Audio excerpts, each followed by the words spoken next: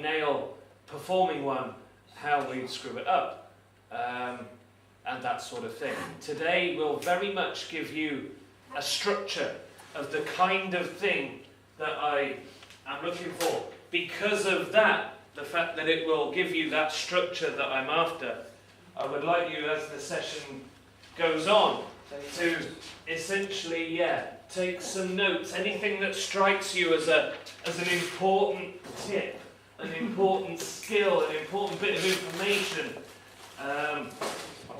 make note of it on here, because this session is essentially the beginning of your planning of your own. Mr. Burt asked what it's about. That is a very good question. Clearly, in order to do one, you've got to know what it's about. This year, in this subject, the theme which has been rumbling throughout is that you are pretending to set up your own construction firm of some description. Yeah? Rob Haycock was a plumber. You each were something. Yeah? With this presentation, you have to get closer to this idea of that business that you own being a reality than you have at any other point in this subject in this year, because your presentation will be about this business. What business we made?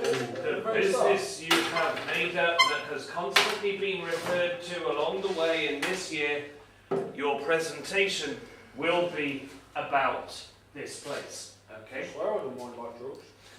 I think on day one you did something about drugs, and maybe that might slightly come back to bite you on the back passage now. No, I've done electrics as well. I've done two. You did. You did. So yeah, that'll be kind of what it's about. But in terms of what the purpose of your presentation is, that's kind of what this session will reveal as we go. To begin with, meet this guy. This guy goes by the name of Lumbe. Lumbe was in your position. He was a college student. He wasn't on a construction course, but he was on an animal care course.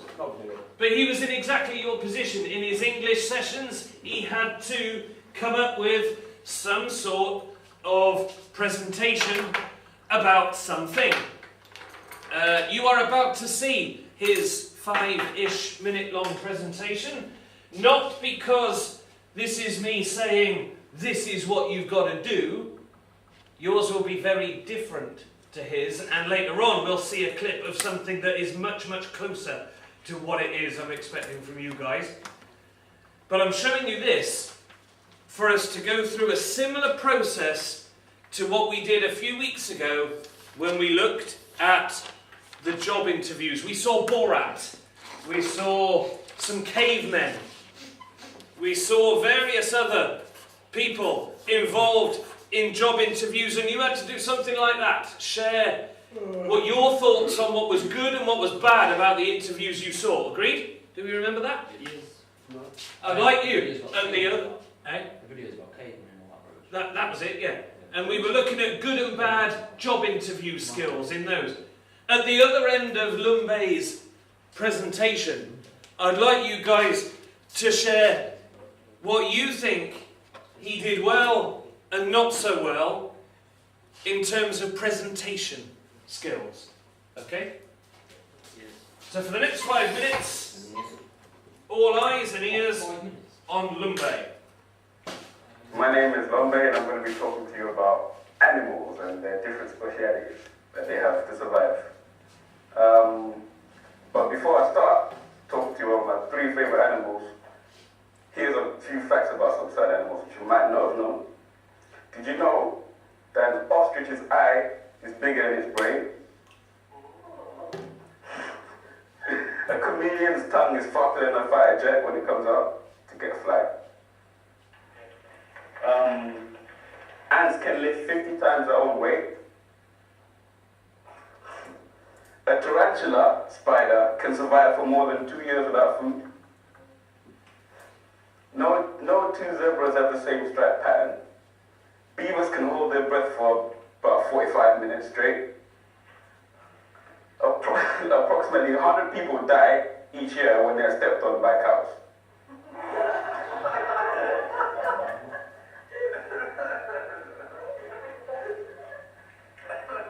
Beware.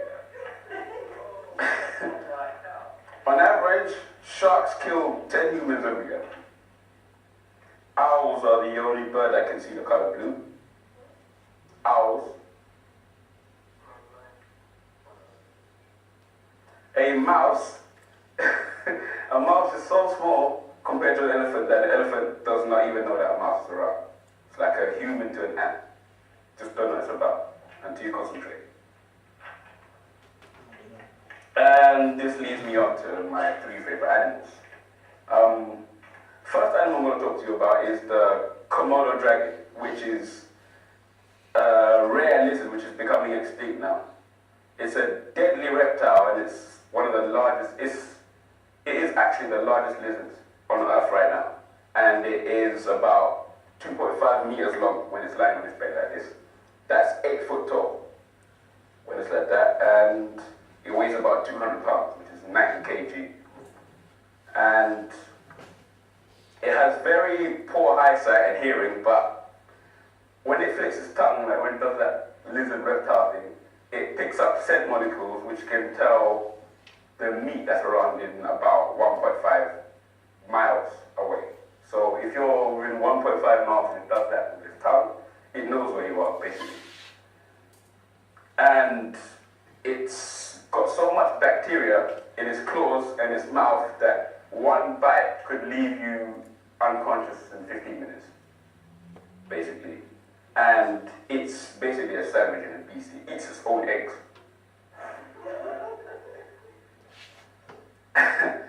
And it's got that tail as well. It's so strong, it's basically one big muscle. If that tail hits you, you can be in critical condition. The second animal I want to talk to you is about a fish in the water called the mantis shrimp. It's got the fastest punch in the world, basically. It's got the acceleration of a bullet. It's got this thing where it holds its own arm back like that and then releases. And the energy punches through shells and that. So it gets snails underwater.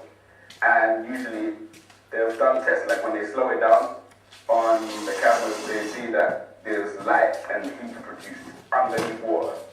It goes as fast as a bullet. So that's very, very, very, very dangerous. And the last one is the Indonesian mimic octopus, which is basically a coward. Basically, what it does to survive is mimic other animals, other deadly animals to survive. So it knows what prey, what predator is what for the prey. So if it sees an animal, underwater animal which is afraid of fish with poisonous spikes, it will adjust. It can change colors and change behavior to suit that. It's very clever. If it sees like animals which are afraid of snakes, it tucks its body underneath and lets its tentacles hang out in a stripe. It changes its colors so it stripes, sort of like a snake, like an underwater snake, and it swims on top of the water like the way a fish does. A deadly fish like swimming in the middle of the sea because it's not afraid to swim in the corners or wherever. So it does that. That's all I've got to talk about. Any questions? You know that shrimp thing? Yeah. Is it harmful to humans or just underwater shell things? If it does get human, you can break a leg. How big is it? It is about the size of a ruler. 30 centimeter ruler. And that's a shrimp? Yeah. My second question is, how does an octopus mimic, like, say, like a fish with spikes? How does it mimic things? I'm confused. It copies other animals' behaviors and stuff. So the fish don't know what it looks like, it just go after like the behavior of it? And No, it will see like an animal, like when it's growing up or whatever. It will see animals and instantly it's got that and it can mimic it. And it can camouflage into walls. It can basically do that and mimic the texture. It can mimic the texture as well as the colors of it. So. Oh, okay, alright. Thank you. Any more questions? You see when you said about the elephant and the mouse. So the elephant doesn't actually know where the mouse is, even though it's depicted that it's scared of them. They aren't actually scared of mice. That's not true.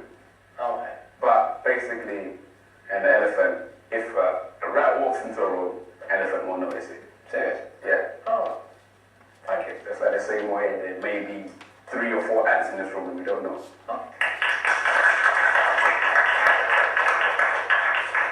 So, Lumbe's presentation. Remember, I did not show you that because that is the kind of thing I'm after. It isn't. Yes, he did. You did? That's for that? For that? Yeah. Jesus. I was going to say, you was trying to bear waffle.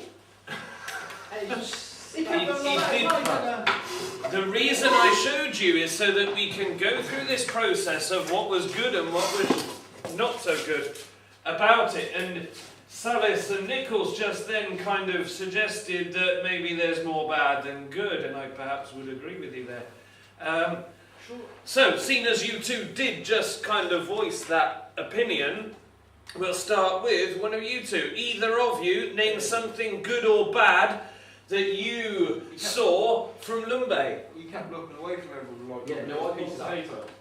Bingo! He did keep looking down, didn't he? His audience were in front of him, like it might be said that my audience is in front of me right now, but he wasn't looking at his audience, he was down here to the left somewhere the whole time, wasn't he? I think he had some notes down there, which is fine to have notes, you know, I'm not saying don't have He was them. saying everything off that piece of paper. I think he was, wasn't he? He didn't have anything in his own head. To prevent this looking down thing at his notes, what could he have done with them? Memorise them. He could have actually researched his presentation so damn well that he didn't even need them, yeah? What else? Cue cards. How about that? He has some cue cards. Cue cards or have it in his hand, but the same principle for both.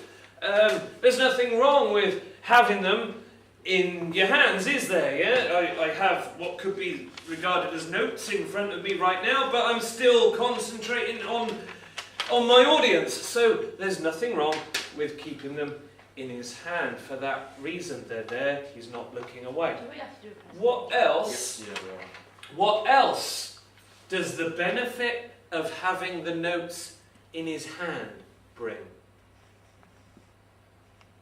Not so much for the fact that they are notes, just for the fact that there is something in his hand. So, initiative. Sorry? Initiative. Initiative. What do you mean by that? Just like. I'm presenting something right now, and the whole time I have something in my hands. Why do I have something in my hand? Stop your fiddling. You're both kind of along the right lines. There is something incredibly comforting, if you like, when you're in possibly the nervous situation of presenting something to a group of people. There is something incredibly comforting about having something, no matter what the fudge it is, something in your hands. Yeah? No. It's almost like a comfort blanket to a little kid who goes everywhere with their blanket in their hand. You know, some little kids do that. Yeah. It's rather like that. There's something that having something in your hands when you're in this type of situation brings you. And if that's the notes, it will do that job as well. So looking down was a problem. Salis, anything else good or bad about Lumbe? He had a lot of facts. He had a lot of... Facts. So his knowledge was incredible, wasn't it? He knew a hell of a lot about a hell of a lot of animals. Yeah. And right there, perhaps, represents the trickiest thing for you guys and girls. Your presentation is about this business that has been rumbling throughout the year. So I'm asking you to have a hell of a lot of knowledge about something that doesn't exist. Easy. That's quite a challenge. To know a lot about something that doesn't exist. Really? So we could look at that as, sheesh, that's a problem. But, as Mr. Hall just said, it's almost easier to have knowledge about something that doesn't exist. Because you can't be wrong then, can you? No, it's your- You can just make it up. Yeah? Okay, It's easier to have knowledge about something that isn't real than it is to have knowledge about something that is. Because you can't be wrong with whatever the fudge you say, can you? Okay? Absolutely. So whilst it might seem like the toughest thing, I think maybe actually it isn't, having that knowledge. Anything else, good or bad? Mr. Walls? He kept stuttering throughout the whole thing, so it's not. He didn't really know what he was talking about or what the whole thing was about himself. You mentioned the stuttering. The stuttering often came in the form of one particular thing that he did. Any ideas? A stutter, a pause, often released itself